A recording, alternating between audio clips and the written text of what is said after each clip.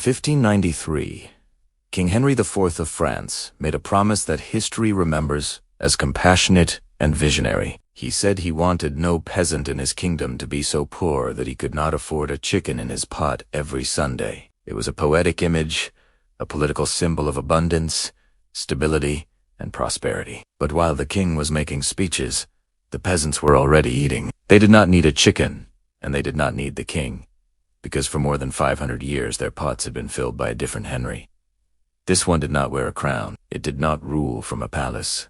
It grew quietly behind cottages, along stone walls, near barns and monasteries. They called it Good King Henry.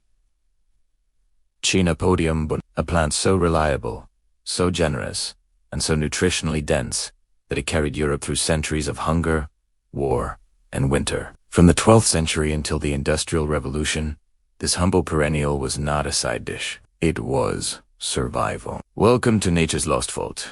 Today we are opening the file on the peasant's asparagus, the plant that fed Europe for half a millennium, and why modern agriculture did not forget it by accident. It was erased, not because it failed, but because it worked too well. To understand why good King Henry disappeared, you first have to understand what we lost. Imagine stepping into a Tudor garden in the year 1550. This is not a decorative space. It is not about beauty.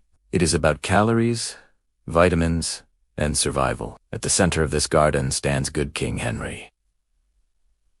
In early March, when most of the land is still asleep, thick green shoots push through the cold soil. They are harvested young and eaten like asparagus, tender, slightly sweet, and deeply nourishing. By late April and May, the plant unfurls broad leaves that taste like a richer, earthier spinach. Unlike spinach, which bolts and dies, good King Henry keeps producing, week after week, month after month, until the first hard frost. It does not ask to be replanted.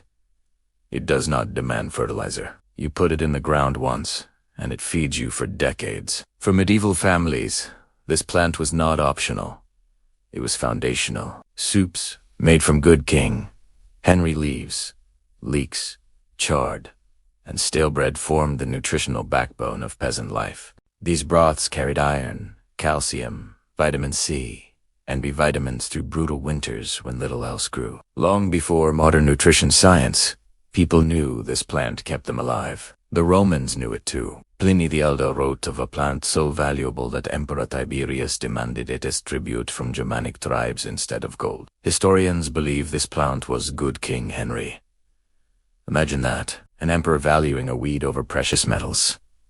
That alone should tell you something. And when we finally measured it with modern tools, the numbers confirmed what peasants already knew. In 1989, a nutritional analysis published in Acta Horticulturae examined good King Henry's micronutrient profile. Decades later, in 2022, a comprehensive ranking of perennial vegetables for nutritional density placed it above spinach, kale, and chard across multiple categories. Iron levels higher than spinach, calcium rivaling dairy, vitamin C concentrations that dwarf most leafy greens, a broad spectrum of B vitamins, complete nutrition from a plant that requires almost no human input, no tilling, no replanting, no annual seed purchases. It simply returns every year, dependable as the seasons. So, where did it go? Why are we spending billions engineering climate-resilient crops when a drought-tolerant, cold-hardy, nutrient-dense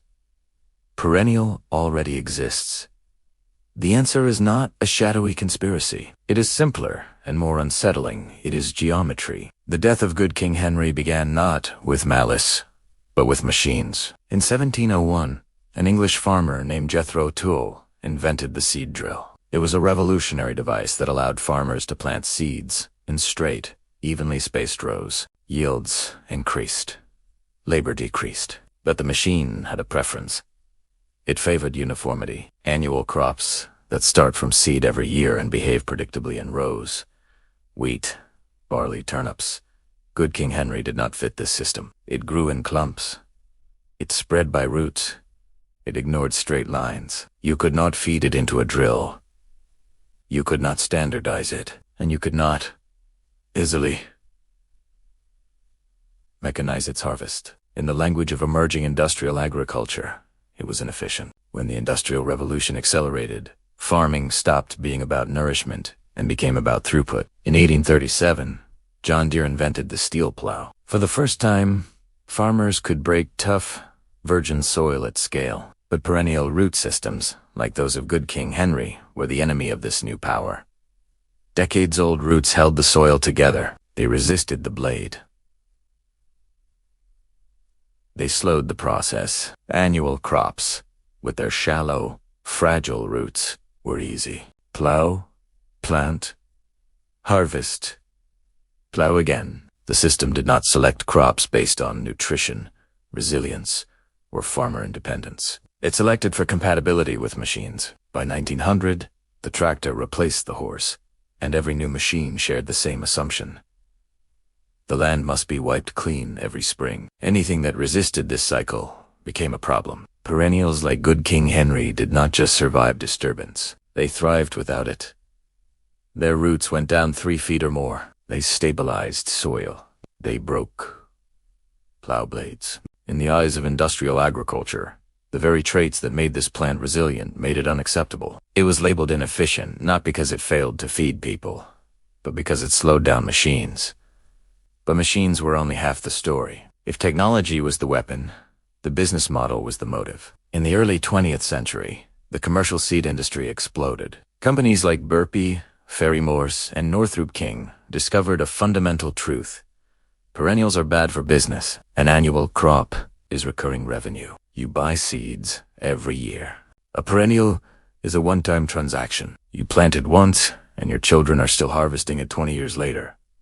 Self-sufficiency does not scale profits. By the 1950s, perennial vegetables quietly vanished from seed catalogs, not because they stopped growing, but because they stopped generating repeat customers. And then came the final turning point, the Green Revolution. In the 1960s, Norman Borlaug introduced high-yield dwarf wheat varieties that dramatically increased calorie production. The achievement was real. Hundreds of millions of lives were saved. But the cost was structural. These new crops required synthetic fertilizer, irrigation, mechanization, and annual government-subsidized grains. Universities focused research on corn, wheat, and soy. Agricultural education trained farmers to think in seasons, not lifetimes. The system locked itself into annual. Today, annual crops occupy roughly 70% of global cropland. Perennials occupy about 13%. This is the inversion of nature. 94% of plant species on Earth are perennial. We chose the exception and made it the rule. And the bill for that decision is coming due. Annual agriculture requires constant disturbance. Every year, soil is torn open, left bare, eroded by wind and rain, stripped of carbon. The American Dust Bowl of the 1930s was not a natural disaster. It was a farming method. Native perennial grasses were plowed under and replaced with annual wheat. The soil had no roots to hold it. It blew away. Perennials like good King Henry prevent this. Their roots anchor soil. Research from the Land Institute shows perennial systems can reduce erosion by up to 50% compared to annuals. Water tells the same story. Annual crops lose up to 5 times more water than perennials because their shallow roots cannot reach deep moisture. In a world facing water scarcity, we built our food system around the thirstiest plants possible. Then there are chemicals. Annual monocultures depend on synthetic fertilizers because tillage destroys soil biology. They require pesticides because bare soil invites weeds and pests. Perennials suppress weeds naturally and access nutrients locked deep in the soil. We traded independence for dependence, and yet, good King Henry never truly disappeared. It retreated. It survived in monastery gardens, in forgotten corners of Europe, in the plots of stubborn grandmothers who never trusted the new way. And now, the vault is opening again. Climate change is forcing a reckoning. Soil degradation is accelerating. Water is running out. Suddenly, deep roots, permanent ground cover, and self-sufficiency no longer look inefficient. They look essential. In 2009, the Land Institute released Kernza, the first commercially viable perennial grain. After decades of breeding, perennial wheat is becoming real. In 2022, the USDA updated conservation programs to include perennials. For the first time, these are small signals, but they point in one direction. The industrial model is cracking, and good King Henry is still here. You can buy its seeds today. You can plant them once. And for the next 20 years, it will return every spring without asking permission. When the shoots emerge in March, you'll be eating food that exists outside the industrial timeline. Food that does not require a tractor. Food that does not require a seed company. Food that does not depend on a king's promise or a functioning economy. King Henry Sibe's chicken depended on wealth, on trade, on stability. When systems collapsed, that promise vanished. The other King Henry kept his promise quietly, year after year, through roots that refused to die. And maybe now, after a century of forgetting, we are finally learning to listen again. If this story changed how you see the weeds in your garden, subscribe to Nature's Lost Vault. We are digging up the histories they tried to plow over.